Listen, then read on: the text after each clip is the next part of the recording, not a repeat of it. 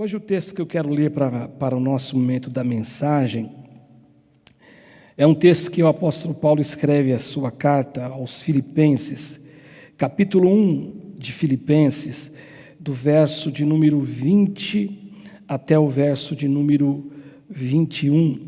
Só esses dois versos eu vou ler. O contexto dele é bem sugestivo, mas eu quero ler apenas esses dois versículos.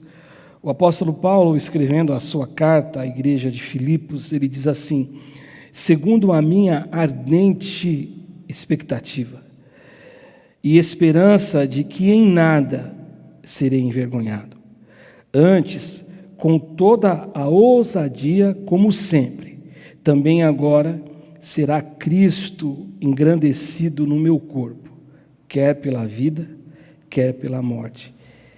Porquanto, para mim, o viver é Cristo e o morrer é lucro. Porquanto, para mim, o viver é Cristo e o morrer é lucro. E hoje eu quero falar com vocês um pouquinho, estudar com vocês a respeito deste tema. Viver para glorificarmos a Deus. Viver e morrer para glorificarmos a Deus. Eu não sei se você já pensou o que é glorificar a Deus. Recentemente eu falei sobre aquele texto de Paulo aos Coríntios, quando Paulo também escreve à igreja de Corinto, dizendo assim que tudo o que eles fizessem deveria fazer para a glória de Deus. Mas eu não sei se você já parou para pensar o que é, de fato, o que significa glorificar a Deus. Ou mais ainda, o que nós precisamos fazer para glorificarmos a Deus. Já que a gente vive num mundo diferente do mundo de Jesus. A gente vive num mundo diferente do tempo de Abraão. É um mundo, mas é diferente, cada uma com as suas características. Eu costumo entender assim que o mundo sempre é mundo. O mundo sempre foi mundo, o pecado sempre foi pecado, o erro sempre foi erro, o acerto sempre foi acerto, cada um vivendo em sua época, no seu momento, mas com as mesmas pressões do lado de fora, do lado de dentro, com toda a dificuldade para expressar alguma coisa em relação a Deus. Então, o que é glorificar a Deus? O que eu preciso fazer para glorificar a Deus? E descendo mais um nível ainda, a gente começa a pensar assim que o que Deus espera de nós, como que Deus ele nos vê, que olhando para você, olhando para mim, Ele espera que a gente de verdade possa glorificar a Deus. Você que me conhece sabe que eu costumo dizer que a maioria de nós sofremos de uma síndrome, a síndrome de repetir coisas, de repetir palavras ou de repetir frases, só que às vezes a gente não consegue explicar aquilo que a gente está repetindo. Se alguém perguntar para a gente, o que você está dizendo, o que significa isto, a gente tem dificuldade de explicar, a gente teria dificuldade de responder. Eu me lembro de 1 de Pedro 3,15, quando Pedro fala assim: antes santificai a Cristo como Senhor em vossos corações, estais sempre preparados para responder com mansidão e temor a qualquer que vos pedir a razão da esperança que é em vós. Ou seja, tem que existir um preparo, mas nem sempre nós estamos preparados para responder. A gente repete, fala, principalmente na linguagem cristã, evangélica, ou na linguagem cristã, ficamos falando coisas que às vezes nós não sabemos. E talvez glorificar a Deus possa ser uma dessas coisas. O que é glorificar a Deus? Como que eu posso fazer para glorificar a Deus? Paulo, nesse texto, ele fala que ele tinha ousadia, que ele tinha certeza que ele viveria de tal modo que ele glorificaria a Cristo na vida dele. Vivendo e morrendo, ele glorificaria a Cristo.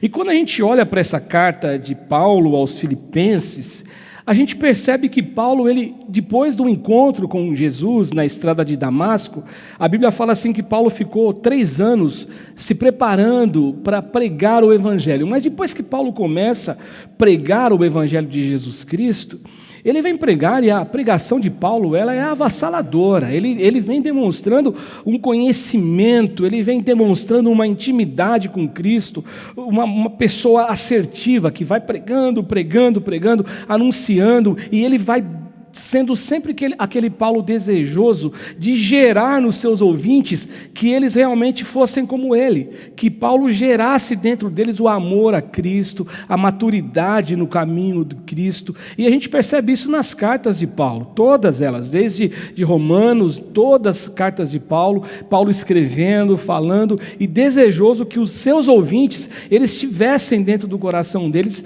essa maturidade dessa vivência com Jesus. E a gente percebe aqui, por exemplo, na carta de Paulo aos Filipenses, Paulo sempre falando a respeito deste caminho de maturidade. Paulo deseja que essas pessoas, elas glorifiquem a Deus no seu caminho de maturidade. Capítulo 2, quando ele roga a Evódia, ele roga a Sintique, duas irmãs que tinham trabalhado com ele no Evangelho, mas que tinham tido uma contenda, uma briga, uma confusão, e Paulo entende que aquela briga e aquela confusão talvez fosse uma situação que causasse para quem estava do lado de fora um despreparo, ou alguém que estivesse do lado de fora que olhasse para aquela disputa, aquela rivalidade, aquela briga, aquela falta de paz e de união, alguém que realmente dizia alguma coisa, mas os atos e os gestos e as atitudes eram diferentes, que não glorificavam a Deus, porque Jesus não vivia daquele jeito. Então Paulo, quando eu leio Filipenses, quando a gente lê essa carta,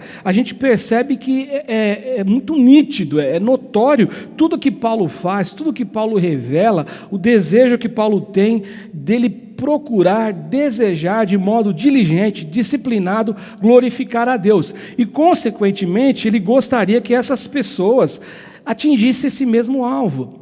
Vocês se recordam de Paulo escrevendo aos Coríntios? Me imitem que vocês estarão imitando a Cristo. E aqui, no verso 9 do capítulo 4, o apóstolo Paulo fala uma coisa extremamente importante, eu gosto muito.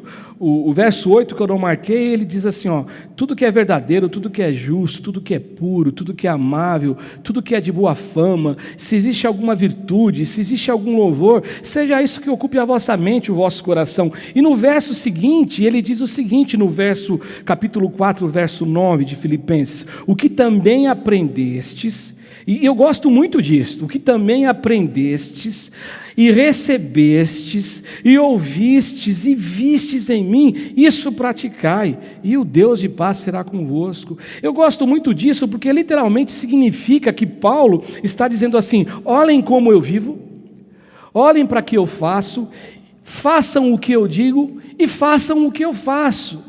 É diferente de algumas pessoas, e até Jesus, eu me lembro que em relação aos fariseus, em relação aos religiosos, Jesus um dia disse assim, ou várias vezes Jesus disse isso, mas explicitamente no texto, se eu não me engano em Mateus, Jesus ele chega a dizer o seguinte, tudo que os religiosos, tudo que esses escribas falarem, tudo que esses caras disserem, façam exatamente tudo o que eles dizem, porque realmente é isso que é a expectativa de Deus, mas jamais façam o que eles fazem.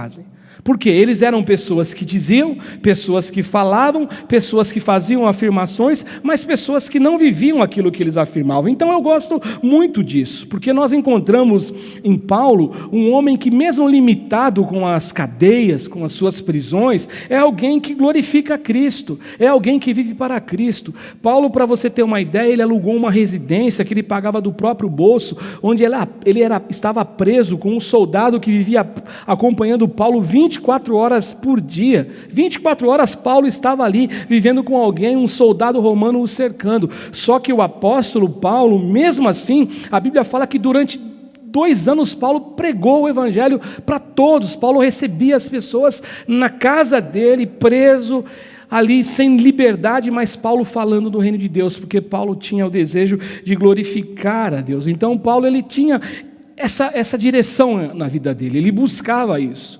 Agora, no começo eu falei, então o que é glorificar a Deus? Como que nós damos essa resposta? O que é glorificar a Deus? E aí a gente, indo para o Antigo Testamento, e aí eu fiz algumas anotações aqui, porque quando eu digo que nós sofremos da síndrome, eu me incluo nessa síndrome também, de dizer coisas, mas a gente não sabe de bate-pronto dizer o seu significado. E quando a gente vai no Antigo Testamento, essa palavra glorificar, ela traz um significado de dar a Ele glória. Esse é o significado do Antigo Testamento. Essa palavra no Antigo Testamento, né? Tanto no Novo, dar a Ele glória, glorificar a Deus. No Antigo Testamento ela tem uma ideia assim de grandeza e de esplendor, melhor dizendo. É uma grandeza. E quando a gente lê o Novo Testamento, dar a Ele glória, a ideia do Novo Testamento já tem uma ideia de dignidade, de honra, de louvor e adoração. Você já aprendeu comigo que adoração é louvar a Deus, é glorificar a Deus pelo que Ele é. E louvor é pelo que Ele faz. Então, é isso que a gente tem que entender. E quando a gente junta essas duas lições, esses dois significados do Antigo e com o Novo, a gente aprende então que glorificar a Deus é reconhecer a grandeza de Deus. Glorificar a Deus é reconhecer que só Ele é digno da nossa adoração, só Ele é digno de ser assim, de nós dizermos a alguém, no caso para Ele, que Ele é o Deus que faz coisas ao nosso favor, que age em nosso favor, que nos atende, que está conosco, que anda conosco, só Ele que pode fazer isso. E outra coisa, só Ele merece o nosso louvor, só Ele merece a nossa adoração. E aí eu me lembro de um texto que Paulo escreve, né, aos Romanos, no capítulo 11, no verso 36, que é um texto que nós cantamos aqui, eu já cantei, essa música ela é muito, muito gostosa de cantar, por sinal, é um louvor muito lindo, que diz assim, que por meio dele, porque dele, e por meio dele, e para ele são todas as coisas. Olha como isso é forte, a gente lê, a gente canta, mas passa desapercebido, porque se torna algo muito usual, muito na cara para a gente, só que o que está ensinado às vezes fica de lado. Ele fala assim, porque dele, por meio dele, para ele são todas as coisas, ou seja, o meu viver, o meu respirar, as minhas ações, os meus gestos, tudo é para Deus, tudo deve ser para Deus. Por isso que o apóstolo Paulo, ele fala que ele iria glorificar a Deus na vida ou na morte. Paulo disse, eu vou perseguir isso com todas as forças, com toda a dedicação, para que Deus possa ser glorificado. E aí Paulo escreve aos Romanos, a Ele, pois a glória eternamente, amém. E sabendo disso, então, o que nós precisamos fazer para glorificar a Deus? Eu classifiquei aqui 3 lições, teriam muito mais lições para a gente falar, outras lições, mas a gente sempre usa 3, 4, 5 por conta do tempo, mas 3 lições aqui Paulo nos ensina, pelo menos 3 lições. E a primeira lição que Paulo nos ensina, como que eu faço para glorificar a Deus? Paulo nos diz que isso tem que ser um desejo grande em nosso coração, tem que ser a nossa maior motivação. O que é motivação? O que te motiva a viver?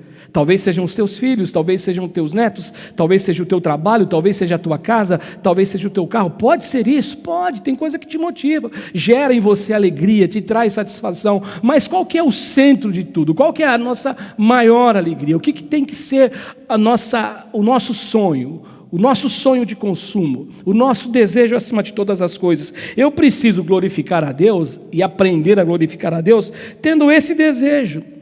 O meu maior alvo na vida é glorificar a Deus. Eu, quando me converti no ano de 1982, a gente cantava, hoje em dia nem pode falar mais isso, a molecada não gosta muito, que a gente fazia parte do grupo da mocidade. Que história é essa de mocidade? Hoje é grupo de jovens, mas eu me lembro que nós cantávamos com os jovens na nossa igreja, lá no Baeta Neves, lá na igreja do Evangelho Quadrangular, na Manso de Carvalho, que está lá até hoje, pastora Marilene, os nossos amigos, a irmã Edna, que sempre está com a gente aqui nas nossas lives, e eu me lembro que a gente cantava assim, com o pastor Adilson Albertini, Deus criou o homem sim, para o louvor da sua glória, mas esse homem preferiu não dar louvor à sua glória, por isso que Deus enviou Jesus para restaurar, para consertar toda essa bagunça que o homem criou. Então esse desejo tem que ser o desejo que vem ser firme em nosso coração. Como que eu faço para glorificar a Deus? Tem que ser o meu maior desejo, o meu maior sonho. E aí Filipenses 1:20, que é o texto que eu li, o apóstolo Paulo fala isso, segundo a minha ardente expectativa. Percebam as palavras que Paulo usa, ardente expectativa e esperança de que eu não serei envergonhado. E aí Paulo vai usar uma outra palavra, antes com toda ousadia, e como sempre, ousado como sempre, também agora será Cristo engrandecido no meu corpo, quer pela vida, quer pela morte. Isso aqui é de uma grandeza enorme, porque a primeira coisa que eu preciso entender, algumas pessoas acham que louvar a Deus ou glorificar a Deus é só quando a gente canta. Louvar a Deus é só quando a gente está expressando um louvor, como por exemplo agora o Silas cantou junto com o Jean aqui, eles louvaram a Deus. Só que na nossa cabeça, de alguns melhor dizendo, né, não são todos, eles acham que louvar a Deus é isso. O que é louvar a Deus? É cantar. O que é? Eu estou ouvindo um louvor e eu estou louvando a Deus. Agora, nós temos que entender que a relevância é muito maior. A relevância é com vida, são com expressões. Alguém disse que testemunhar de Jesus não é contar uma história a respeito dele. Alguém disse que testemunhar de Jesus é muito mais do que contar uma história, porque tem pessoas que testemunham de Jesus contando histórias. Olha, Jesus fez isso, Jesus fez aquilo. Está errado, pastor? Não, mas só que não adianta eu revelar uma história, eu trazer uma história à baila, eu contar uma história, sendo que a minha vida ela não expressa Jesus. Por isso que alguém disse que louvar, glorificar, testemunhar a respeito de Jesus está além do que contar uma história a respeito do Evangelho, a respeito de Jesus. Pelo contrário, testemunhar, glorificar a Jesus, a Cristo, como Paulo diz, tem a ver com manifestações reais, verdadeiras daquilo que eu sou, manifestar a luz de Jesus, manifestar a luz de Cristo, ser sal, ser luz. Então isso vale para glorificar a Deus. Então, quando eu faço isso, o que eu estou reconhecendo? A grandeza dele.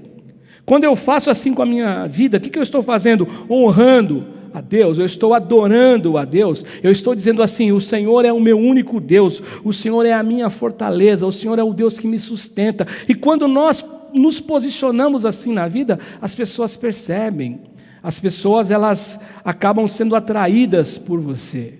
Uma vez também eu ouvi um pastor dizer assim que as pessoas, não é que as pessoas não querem se converterem, não é que as pessoas não aceitam o Evangelho, não é que as pessoas não querem vir, como nós dizemos, né, vir para a igreja, porque os conceitos são todos errados, né? Vir para a igreja, é isso que a gente pensa, é isso que vai sendo embutido dentro da gente, da alma, do pensamento, num contexto na maioria das pessoas. Mas as pessoas elas não querem vir para Cristo porque eles não querem Cristo, eles não gostam da nossa feiura, daquilo que nós somos, daquilo que nós manifestamos, e aí nós poderemos dizer e afirmar que glorificamos a Deus com palavras, mas as ações dizem exatamente o oposto. Por isso que nós precisamos entender que glorificar a Deus tem a ver com a vida. E nessa carta, por exemplo, de Paulo, são notórios os gestos de Paulo, as expressões de Paulo para com a igreja, o amor de Paulo. Por exemplo, Paulo ele ama a igreja. Amar é glorificar a Deus, irmãos. Amar é glorificar a Deus. Quando Oséias diz assim: o que Deus espera de você? Que você ame a justiça, que você ame a misericórdia, pratique a justiça, que você ame a misericórdia e que você ande humildemente com Deus. Oséias diz isso. Quando Oséias diz isso, ele está pensando exatamente na forma de nós glorificarmos a Deus. O que Deus espera de você? Que você trilhe um caminho de justiça, que você ame a misericórdia e que você ande humildemente com Deus. Ou seja, amor é manifestação da glória de Deus. Quando eu amo as pessoas, quando eu estou não só retribuindo o amor para quem me ama, às vezes amando aquela pessoa que é difícil, aquela pessoa que não merece o amor de Deus, porque eu também não mereço, mas a gente ama, nós estamos glorificando a Deus, pois nós carregamos o quê? O perdão é glorificar a Deus, o amor é glorificar a Deus, misericórdia é glorificar a Deus. Por que é glorificar a Deus, pastor? Porque nós carregamos uma marca, o mundo nos vê, o mundo nos observa. Eu gosto também muito de Hebreus, quando fala da nuvem de testemunhas, e eu confesso para você que quando eu pensava na nuvem de testemunhas de Hebreus, capítulo 12, eu achava que eram testemunhas humanas. Não, mas lá Hebreus está dizendo que nós temos, além das figuras humanas, da sociedade que nos olham, que nos observam, que nos olha, que nos observa, a sociedade que nos vê, nós temos no mundo espiritual pessoas que são testemunhas ao nosso favor, que estão olhando, que estão torcendo, entre aspas, por nós, para que a gente consiga realmente glorificar a Deus. uma nuvem de testemunha. Abandonemos tudo isso. Temos testemunhas, por isso que eu disse torcendo assim. O que quer dizer isso, o escritor? Eles venceram, eles servem para nós como testemunhos, mas se eles pudessem nos ver, eles torceriam por nós, para que a gente também atingisse o patamar que eles atingiram de estar com Cristo, que Paulo vai dizer em outra epístola que é incomparavelmente melhor, aliás, nessa epístola de Filipenses. Então, portanto, glorificar a Deus deve ser o nosso maior alvo. Esse verso 21, ele diz, ardente expectativa, esperança, que não serei envergonhado, com ousadia, ou seja, é marca, é desejo. Cristo tem que ser glorificado em minha vida, eu preciso glorificar a Cristo, eu tenho necessidade de glorificar a Cristo, e ele é claro em dizer, quer vivendo, quer morrendo. Paulo estava literalmente dizendo que a sua vida, as suas ações, os seus gestos, as suas palavras não iriam sob hipótese alguma envergonhar a Cristo. O que dependesse de Paulo, ele não queria envergonhar o Evangelho, mas ele queria viver de modo que ele exaltasse o nome de Cristo, que o nome de Cristo fosse exaltado. Filipenses também, quando acontece lá, o carcereiro de Filipos, melhor dizendo, no livro de Atos, que se converte de modo extraordinário. Por que você acha que aquele carcereiro se converteu? Por que você acha que toda a casa dele foi batizada naquela noite? Paulo preso, Paulo com Silas preso, cantando um hino, louvando ao Senhor. À meia-noite veio um terremoto, todas as cadeias se quebram, o cara estava dormindo, ele entra apavorado, achando que como que ele ia ser responsável pela vida de todos aqueles presos que fugiram, e aí de repente ele vai se matar. Paulo fala, não faça tal loucura. Ele fala, o que eu preciso fazer para ser salvo? Porque Paulo glorificava a Cristo. O viver de Paulo, mesmo em cadeias, era um viver que glorificava a Cristo. Portanto, é isso que eu tenho que entender, glorificar a Cristo deve ser a nossa maior motivação. Em segundo lugar, o que Paulo vai nos ensinar aqui, o que fazer para glorificarmos a Cristo com o nosso viver. Eu preciso deixar que Cristo tenha prioridade na minha vida. Eu preciso deixar que Cristo tenha primazia em minha vida. Prioridade e primazia. E o mesmo texto que ele diz aqui, né? Segundo a minha ardente expectativa, 20 ainda. Esperança de que nada serei envergonhado, antes com toda a ousadia, como sempre também Cristo será engrandecido no meu corpo, quer pela vida, quer pela morte. Pela morte. Ter primazia significa que Cristo tem a prioridade sobre nós, em nossa vida, em tudo que somos, em tudo que temos. Às vezes a gente encontra pessoas que falam assim, não, eu não vou perdoar. Eu não vou perdoar. Pior que servo de Deus, é servo do Senhor, pelo menos carrega essa marca de que é servo de Deus. Ele diz assim, não, essa pessoa não merece meu perdão, eu não vou perdoar. Ou seja, Cristo não tem primazia sobre ele. Cristo não tem o direito, Cristo não tem autoridade, porque ele não está deixando Cristo ter autoridade sobre a vida dele. Cristo não tem prioridade.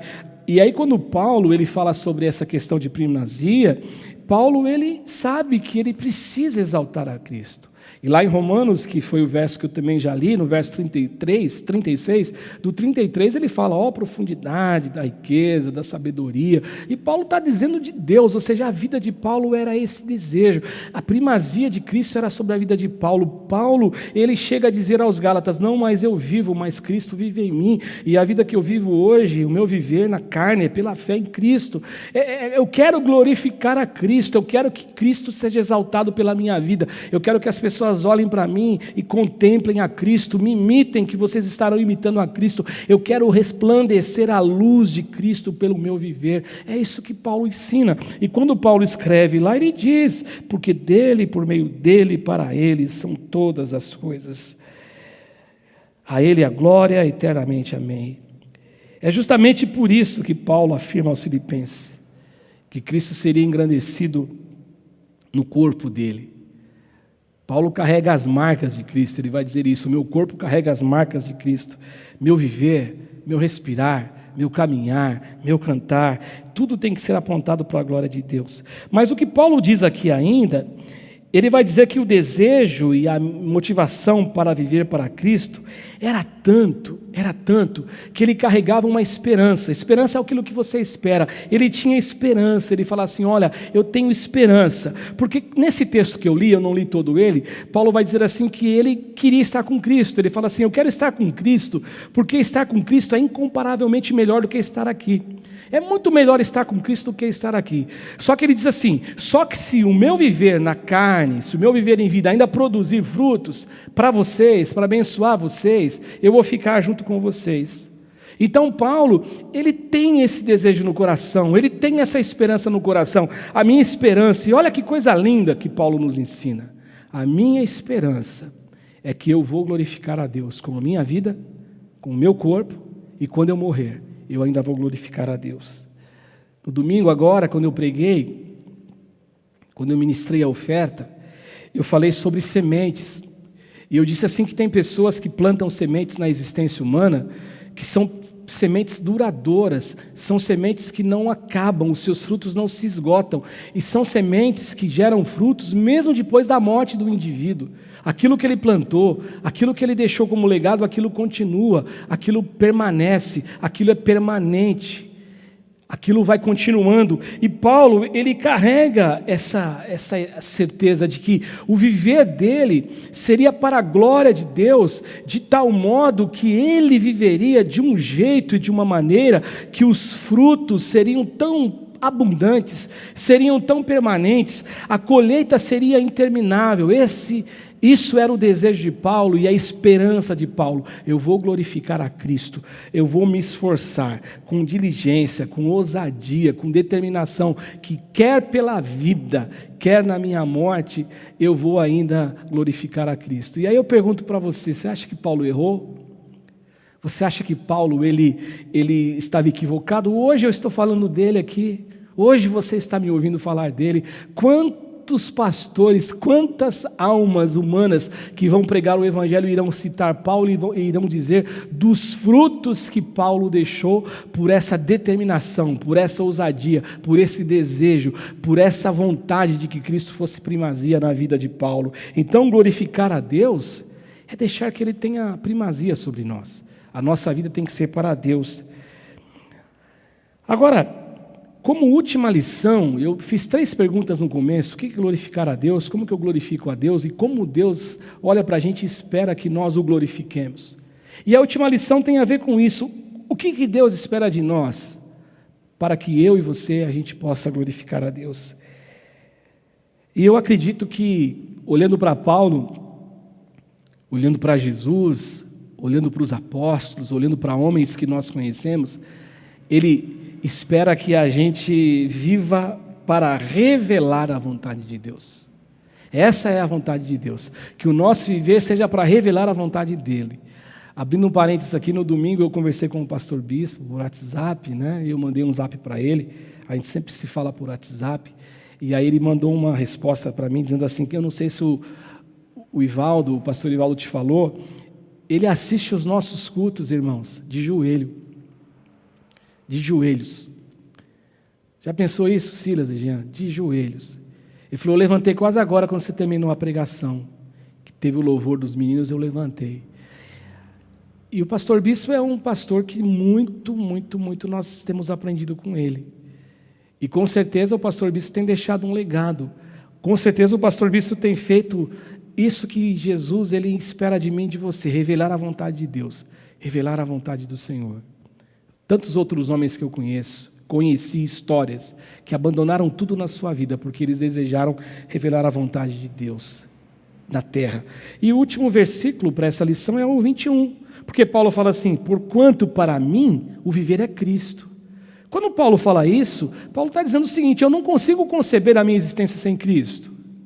Talvez pensando naquilo que Pedro disse, para onde nós iremos?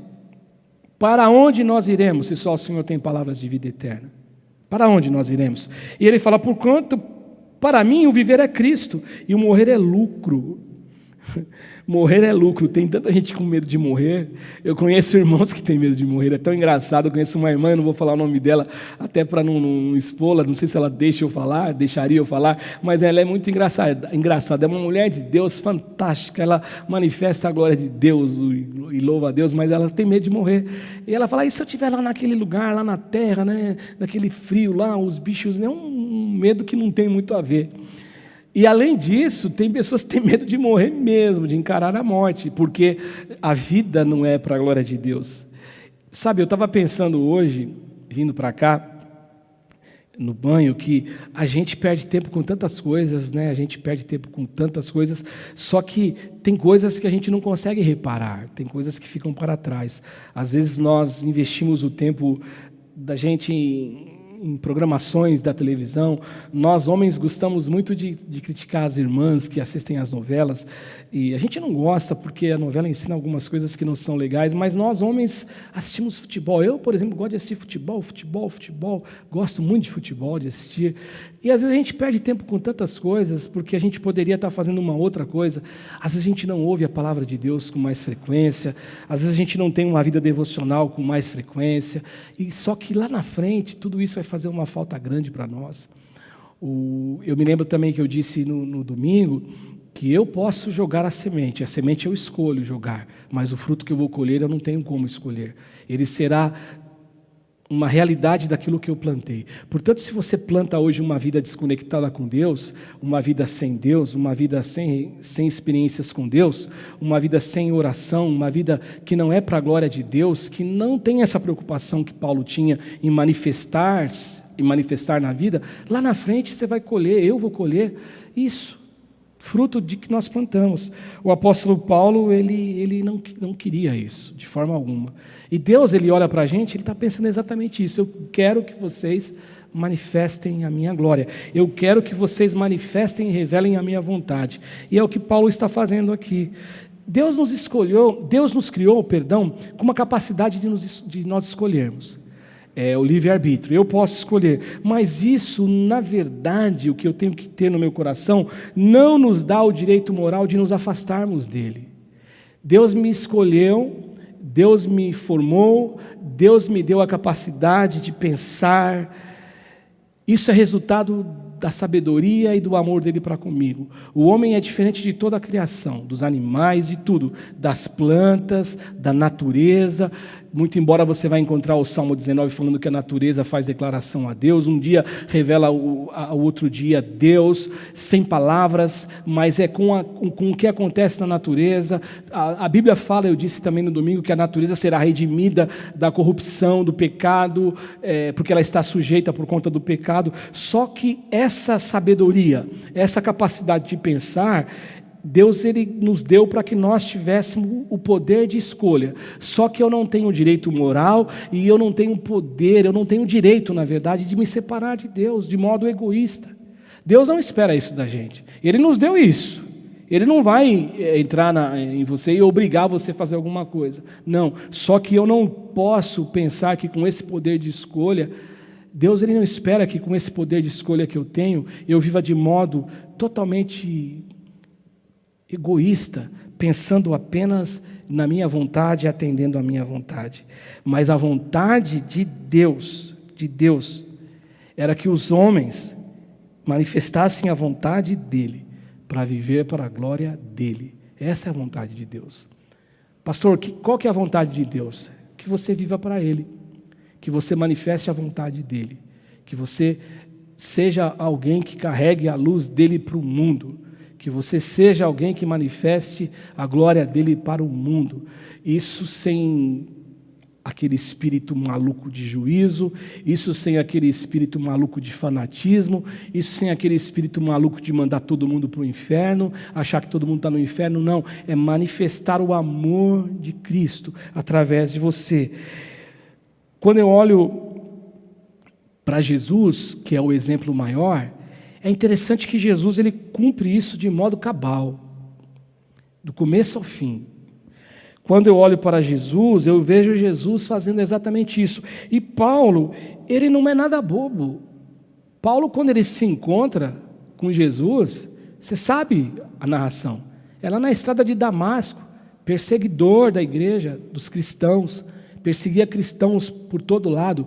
A igreja cresce, muito embora a cúpula dos apóstolos ficou em Jerusalém, permaneceu, não sofreu essa perseguição inicial, mas os cristãos convertidos são perseguidos por Paulo, e ele tinha cartas autorizando que eles fossem lá dar um cala-boca na vida dessas pessoas. Quando ele encontra com aquele Jesus, que aqueles do caminho, que a Bíblia usa essa expressão, os do caminho do quê? Da vida, de Jesus, do Evangelho, que se converteram a Jesus, que mudaram, o Evangelho foi encontrando cada um deles. Quando Paulo encontra-se com Jesus, ele não vê Jesus, ele ouve uma voz, uma luz, fica cego, e depois ele começa então a se aproximar da verdade. Paulo, ele se entrega disso de maneira maravilhosa.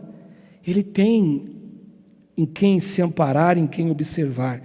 Por isso que não é à toa que Paulo fala no verso 20, Cristo será engrandecido pelo meu corpo, quer pela vida, quer pela morte. E no 21, porquanto para mim o viver é Cristo e o morrer é lucro.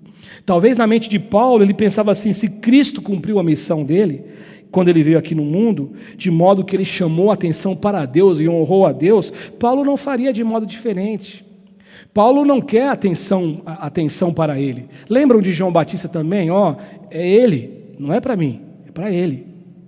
Convém que ele cresça e eu diminua. Ou seja, Paulo então ele carrega esse mesmo desejo, ele não iria chamar atenção para ele de forma alguma. O honrar de Paulo seria para Cristo, Cristo seria glorificado, ele iria revelar a vontade de Deus, e isso não deve ser diferente nem para mim, nem para você. Deus espera que a gente revele a vontade dele. Outra coisa que me chama a atenção é que Jesus, tendo direito à soberania, ele escolheu a obediência. Jesus, tendo todo o direito, ele escolheu servir. A soberania, tudo ele tinha direito, só que ele sabia que não era nesse mundo. Ele se humilhou, ele se colocou como servo, só que Paulo, quando ele escreve aos Filipenses, você vai lembrar também que Paulo diz assim que um dia todo joelho se dobrará, toda a língua confessará que Jesus é o Senhor. Mas quando em vida, Jesus, é claro, é declarado que Jesus não veio para servir. Aliás, ao contrário, Jesus não veio para ser servido, ele veio para servir os homens e principalmente servir a Deus e honrar a Deus. Então Jesus, ele tinha direito, e quando Paulo ele escreve aos Filipenses, lembrem de uma coisa, eu falei para vocês hoje, Paulo ele está dizendo assim, tudo que Paulo está fazendo, ele está ensinando que as pessoas caminhassem, os irmãos de Filipos, a um caminho de maturidade e um caminho de glorificação a Deus. E aí ele fala de Jesus, capítulo 2 de Filipenses, do verso 6 até o verso 8. Pois ele, subsistindo em forma de Deus, não julgou como usurpação ser igual a Deus. Antes, a si mesmo se esvaziou, assumindo a forma de servo, tornando-se semelhança a homens, reconhecido em figura humana, e a si mesmo se humilhou, tornando-se obediente até a morte e a morte de cruz. Jesus, ele revelou a vontade de Deus por meio deste viver aqui. A vida de Jesus revelou Deus, a vontade de Deus. A morte de Jesus revelou a vontade de Deus. Por isso que Paulo ele não quer ser diferente. Para mim, o viver é Cristo e o morrer é lucro. E é isso que Deus espera de cada um de nós. Que a gente possa glorificar a Deus de verdade. E para concluir a minha fala aqui, a minha palavra nessa noite, viver para Deus, viver para Cristo, será sempre o melhor, o que o homem vai descobrir para a sua vida. Agora, essa revelação, ela não tem base nas coisas da vida. Essa revelação, ela é espiritual. A revelação, ela é espiritual, é algo que somente Deus pode operar em nós. E quando essa operação espiritual acontece em nós somos despertados para viver somente para Ele. A igreja de Laodiceia, lá no livro do Apocalipse, ela era uma igreja rica, ela era uma igreja abastada, ela era uma igreja de muitos recursos, tudo isso era verdade. Só que Deus, olhando para ela, para a igreja, Deus disse assim, para a igreja de Laodiceia, que eu aconselho que você compre aquilo que dá significado à vida. Colírios para que você enxergue de verdade, que você se vista com vestes que dê isso de verdade, ouro de verdade, não essa riqueza que você tem humana. E o que chama a atenção é que o texto de Apocalipse 3:20, que eu também não marquei, não precisa nem procurar, Yara, não sei se é fácil, mas ele fala assim, eis que estou à porta e bato. Se alguém ouvir, eu vou entrar, vou cear com ele, ele vai cear comigo. E esse é um texto que a gente usa muito para evangelismo, mas o que é forte é que esse texto de Apocalipse, Deus está falando com a gente, com a igreja de Laodiceia. A igreja de Laodiceia estava assim: olha, eu sou rica, eu sou abastada, eu tenho tudo, só que Cristo estava do lado de fora. Às vezes na nossa vida, Cristo está para o lado de fora. E aí a gente está achando que está glorificando a Deus. Eu estou glorificando a Deus, mas Cristo está falando assim: ó, eu estou do lado de fora, eu quero entrar. Eis que estou à porta batendo. Se alguém ouvir, e esse ouvir e abrir a porta, não é um ouvir e abrir a porta com as coisas das dimensões humanas e naturais, é espiritual, porque é isso que vai acontecer. Quando eu ouvir, eu serei despertado. E como Paulo, aí eu vou começar a desejar viver e morrer para Deus. O último verso, na oração sacerdotal, o nosso maior exemplo, oração sacerdotal de João 17. Ele deixou um ensinamento para mim e para você, que é um legado sem fim. Um legado enquanto a terra permanecer, com sol, com chuva, com calor, com frio, com inverno, com verão, com outono, com primavera. Enquanto existir isso, esse legado não termina aqui. Não termina. Enquanto não existir novos céus e nova terra. Novos céus e nova terra. Jesus, ele diz assim, João 17, versículo 4. Eu te glorifiquei na terra, consumando a obra que me confiaste a fazer. Ou seja, o desejo de Deus é que nós o glorifiquemos de modo que a vontade dele ela seja realizada. Jesus disse assim: eu glorifiquei-te na terra, eu consumei a obra que o Senhor me deixou a fazer. Qual foi a obra que Jesus recebeu? Qual foi a missão? Revelar-se como Cristo e revelar Deus ao mundo. Aquela região, como diz o profeta Isaías, que Mateus, Marcos também diz, que estava vivendo na escuridão, quando Jesus vem ali, ela se torna uma região iluminada. Esse é o desejo de Deus, que a gente glorifique a Deus hoje e amanhã, sempre, que jamais a gente se esqueça, Ele tem que ter primazia sobre nós, que a gente jamais se esqueça, isso tem que ser o nosso desejo maior, e que a gente jamais se esqueça, isso é o que Deus espera da gente, que a gente manifeste o nome dEle. Amém?